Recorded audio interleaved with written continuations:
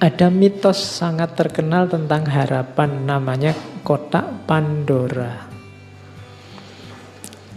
Mitos ini sebenarnya mau mengingatkan kita bahwa obatnya segala penyakit di dunia ini, apakah penyakit jasmani, rohani, penyakit individual, sosial, itu hanya satu: harapan.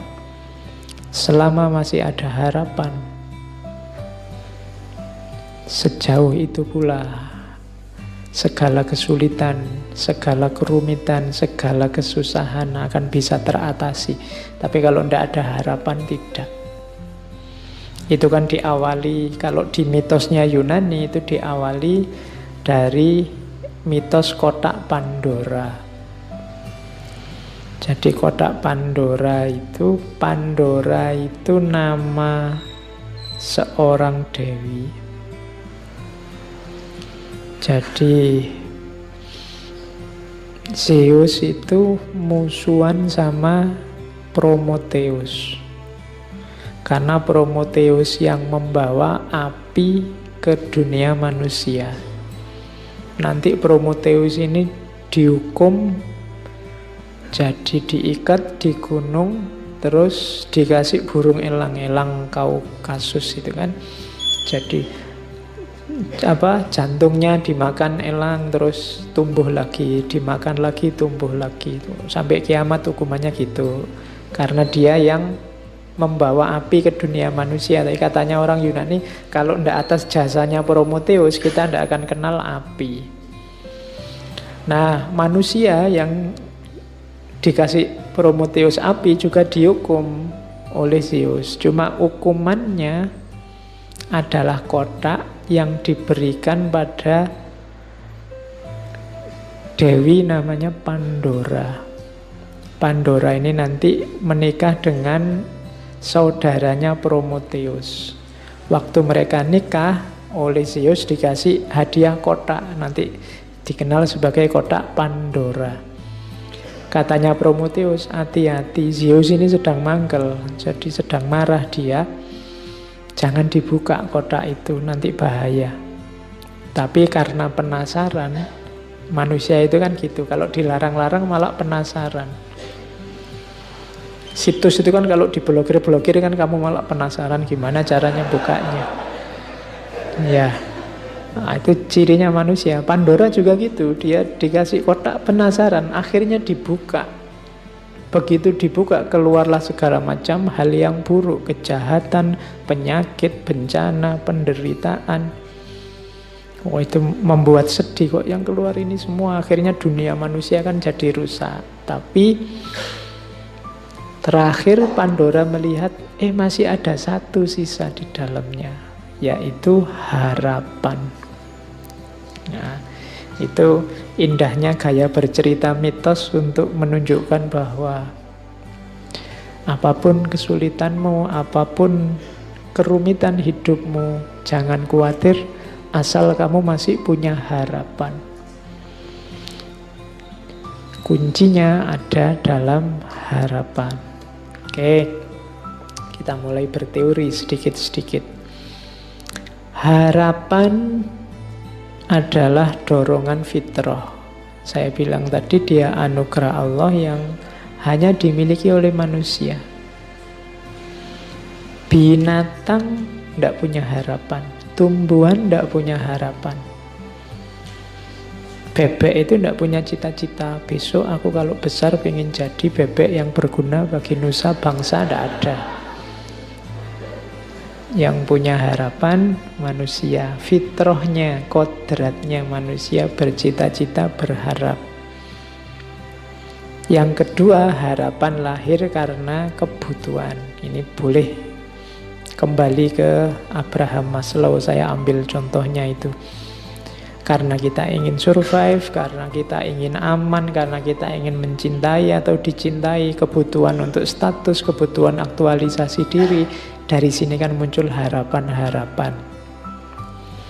Jadi harusnya secara fitrah manusia itu berharap.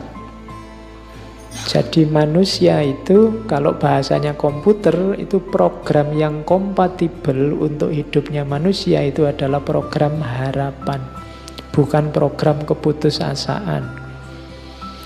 Kalau kamu menginstal keputusasaan, harusnya crash dengan hidupmu. Jadi orang-orang yang pesimis, putus asa itu sebenarnya menyalahi fitrahnya. Makanya Allah benci, disebutnya kafir atau kufur. Terus selain itu harapan juga di teori yang lain disebutkan lahir oleh situasi hidupmu, termasuk dari masyarakat. Jangan dikira harapan-harapanmu itu hasil pikiran dan pilihanmu sendiri. Secara tidak sadar sebenarnya masyarakat sekelilingmu, mulai orang tua, guru, teman, tetangga, ikut menentukan harapan-harapan hidupmu. Jadi ada programming dari masyarakat sekitarmu. Maka jangan gaya, jangan merasa bahwa saya ini bebas loh Pak, cita-citaku, keputusanku sendiri, enggak. Di situ ada ilustrasinya, biasanya anaknya pedagang itu ya mentalnya dagang dan cepet. Kalau disuruh berharap untuk dagang, anaknya guru juga begitu, anaknya pemikir juga begitu, biasanya. Jadi cita-cita, harapan itu mix antara fitrah individu, kebutuhan masing-masing orang, plus programming dari masyarakatnya. Jadi teori ini mau bilang bahwa setiap orang harus sadar sebenarnya kebebasan mutlak untuk manusia itu tidak ada. Kamu yang merasa bebas sebenarnya tidak bebas juga. Masyarakatmu pasti mempengaruhi ekspektasi dan harapanmu, bukan keinginanmu sendiri. Ketidaksadaran ini nanti sering membuat orang jadi patah hati, stres, depresi, konflik. Jadi harapan itu darimu dipengaruhi oleh masyarakat, didorong oleh kebutuhan. Terus apa mainnya harapan, pentingnya harapan dalam hidup kita? Ya, kalau ini sebenarnya tidak perlu dijelaskan, kalian sudah tahu. Ini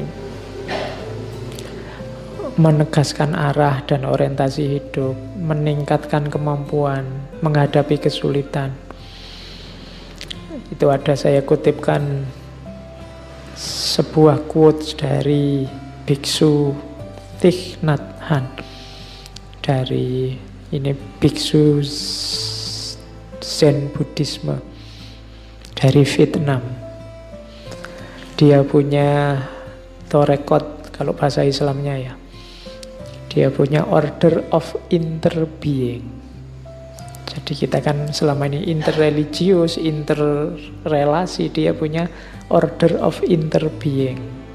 Jadi tidak cuma sesama manusia, sesama makhluk, tapi saling berhubungan dengan segala yang ada. Katanya Thich Nhat Hanh, hope is important.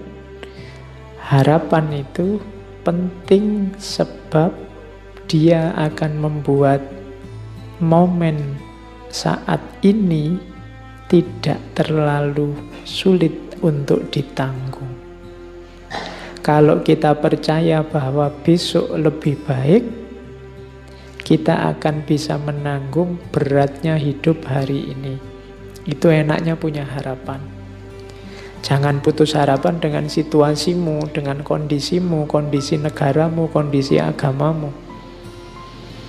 Ketika kamu tidak putus harapan, Seberat apapun yang kamu tanggung hari ini, rasanya akan ringan.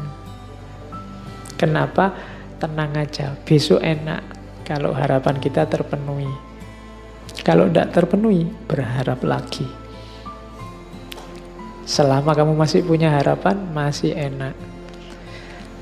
Hidupmu kiamat kalau kamu sudah tidak punya harapan. Jadi, tanggunglah kesulitan hari ini dengan harapan. Jadi solusinya gampang. Kamu tidak punya uang, nggak apa-apa, sumpek sekarang. Bayangkan besok ini puasanya, besok kamu kaya raya.